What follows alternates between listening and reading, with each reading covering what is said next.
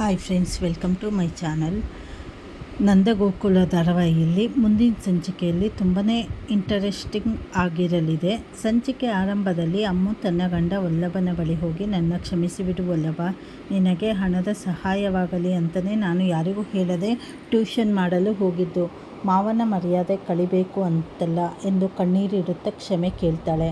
ಆಗ ವಲ್ಲಭ, ಮನೆಯಲ್ಲಿ ಅಪ್ಪ ಮುಂಚೆಯೇ ವಾರ್ನಿಂಗ್ ಕೊಟ್ಟಿದ್ದರು, ನೀನು ಯಾರಿಗೂ ಹೇಳದೆ ಈ ಥರ ಮಾಡಿದ್ದು ಸರಿ ಅನಿಸಲಿಲ್ಲ ಎಂದು ಹೇಳಿ ಕೊನೆಗೆ ಅವಳ ಪ್ರೀತಿಗೆ ಕ್ಷಮಿಸ್ತಾನೆ. ಮತ್ತೊಂದೆಡೆ ಮೀನಾ ಕೂಡ ಕೇಶವನ ಬಳಿ ಹೋಗಿ ತನಗಾದ ಪರಿಸ್ಥಿತಿಯನ್ನು ಹೇಳಿ ಕ್ಷಮೆ ಕೇಳಿದಾಗ, ಕೇಶವ, ನಮ್ಮ ಮನೆಯ ನೀತಿ ನಿಯಮಗಳನ್ನು ಫಾಲೋ ಮಾಡಬೇಕು, ಇಲ್ಲದಿದ್ದರೆ ಅಪ್ಪನಿಗೆ ಅವಮಾನವಾಗುತ್ತದೆ ಎಂದು ಬುದ್ಧಿ ಹೇಳಿ ಅಪ್ಪನ ಬಳಿ ಹೋಗಿ ಕ್ಷಮೆ ಕೇಳುವಂತೆ ತಿಳಿಸ್ತಾನೆ. ಇತ್ತ ನಂದನ ಊಟಕ್ಕೆ ಕೂರುವ ಮುನ್ನ ಗಿರಿಜಳನ್ನು ಕರೆದು, ನಿನಗೆ ಯಾವಾಗಲೂ ಮೀನಾ ಮತ್ತು ಅಮ್ಮು ಟ್ಯೂಷನ್ ಮಾಡುತ್ತಿದ್ದ ವಿಚಾರ ಗೊತ್ತಿರಲಿಲ್ವಾ ಎಂದು ಕೇಳ್ತಾನೆ. ಗಿರಿಜಾ ಟೆನ್ಷನ್ನಲ್ಲಿರುವಾಗಲೇ ಅಲ್ಲಿಗೆ ಮೀನಾ ಮತ್ತು ಅಮ್ಮು ಬಂದು, ಮಾವ, ನಮ್ಮನ್ನು ಕ್ಷಮಿಸಿಬಿಡಿ, ಅತ್ತೆಗೆ ಇದರಲ್ಲಿ ಯಾವುದೇ ಸಂಬಂಧವಿಲ್ಲ, ನಾವಿಬ್ಬರೇ ಮಾಡಿದ್ದು ಎಂದು ತಪ್ಪಿ ಒಪ್ಪಿಕೊಳ್ತಾರೆ. ಆಗ ನಂದನ್ ನಿಟ್ಟುಸಿರು ಬಿಟ್ಟು, ಗಿರಿಜಂಗೆ ಈ ವಿಷಯ ಗೊತ್ತಿಲ್ಲದಕ್ಕೆ ನನಗೆ ನೆಮ್ಮದಿಯಾಗಿದೆ, ಯಾಕೆಂದರೆ ಅವಳು ನನ್ನ ಮಾತು ಮೀರಿ ಎಂದೂ ನಡೆದವಳಲ್ಲ ಎನ್ನುತ್ತಾನೆ. ನಂತರ ಅಮ್ಮುಗೆ ಬುದ್ಧಿ ಹೇಳುವ ನಂದನ್, ಇದೇ ನಿನಗೆ ಲಾಸ್ಟ್ ಚಾನ್ಸ್, ಚೆನ್ನಾಗಿ ಕೋರ್ಸ್ ಮುಗಿಸಿ ಒಂದು ಒಳ್ಳೆ ಕೆಲಸಕ್ಕೆ ಸೇರು, ಈ ಥರ ಸಣ್ಣ ಪುಟ್ಟ ಕೆಲಸ ಮಾಡಬೇಡ ಎಂದು ಇಬ್ಬರನ್ನು ಕ್ಷಮಿಸಿ ಬಿಡುತ್ತಾನೆ. ಇದನ್ನು ನೋಡಿದ ಗಿರಿಜಾ ಫುಲ್ ಖುಷಿಯಾಗಿ ಸೊಸೆಯಂದಿರನ್ನು ಅಪ್ಪಿಕೊಳ್ತಾಳೆ. ಎಲ್ಲರೂ ಒಟ್ಟಿಗೆ ಹಾಲಿನಲ್ಲಿ ಊಟಕ್ಕೆ ಕುಳಿತಾಗ ನಂದನ್ ಪ್ರೀತಿಯಿಂದ ಮೀನಾ ಮತ್ತು ಅಮ್ಮುರನ್ನು ಕರೆದು ಕೂರಿಸಿಕೊಳ್ತಾನೆ.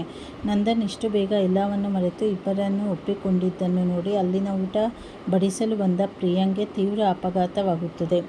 ಸುಂದರ ಕೂಡ, ಮಾವ ಇಷ್ಟು ಬೇಗ ಒಪ್ಪಿಕೊಂಡು ಬಿಟ್ರಾ ಎಂದು ಕೇಳಿದಾಗ, ನಂದನ್, ತಪ್ಪು ಮಾಡುವುದು ಸಹಜ, ಆದರೆ ತಿದ್ದುಕೊಳ್ಳಬೇಕು ಎಂದು ವಾರ್ನಿಂಗ್ ಕೊಟ್ಟಿದ್ದೇನೆ ಎನ್ನುತ್ತಾನೆ. ನಂತರ ನಂದನ್ ಪ್ರಿಯಾಳನ್ನು ಕರೆದು, ಏನಮ್ಮ, ಇನ್ನು ಹನಿಮೂನ್ ಮೂಡ್ನಿಂದ ಬಂದಿಲ್ವಾ, ಹನಿಮೂನ್ನೆಲ್ಲ ಹೆಂಗಿತ್ತು, ಎಂಜಾಯ್ ಮಾಡಿದ್ರಾ ಎಂದು ತಮಾಷೆ ಮಾಡ್ತಾನೆ. ಕೇಶವ ವಲ್ಲಭ ಕೂಡ ಅವರು ಕಳಿಸಿದ ಫೋಟೋ ನೋಡಿ ರೇಗಿಸ್ತಾರೆ. ಪ್ರಿಯಾ ನಾಚಿಕೆಯಿಂದ ಮುಖ ಮುಚ್ಚಿಕೊಳ್ಳುತ್ತಾಳೆ.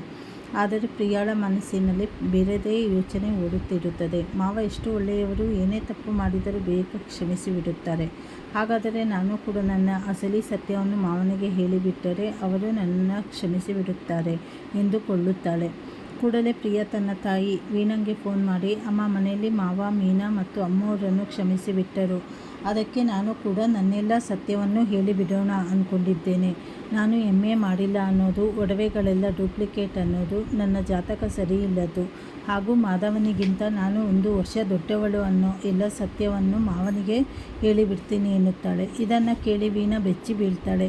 ಏ ಪ್ರಿಯಾ, ನಿನಗೇನಾದರೂ ತಲೆ ಹುಚ್ಚು ಹಿಡಿದಿದೆಯಾ?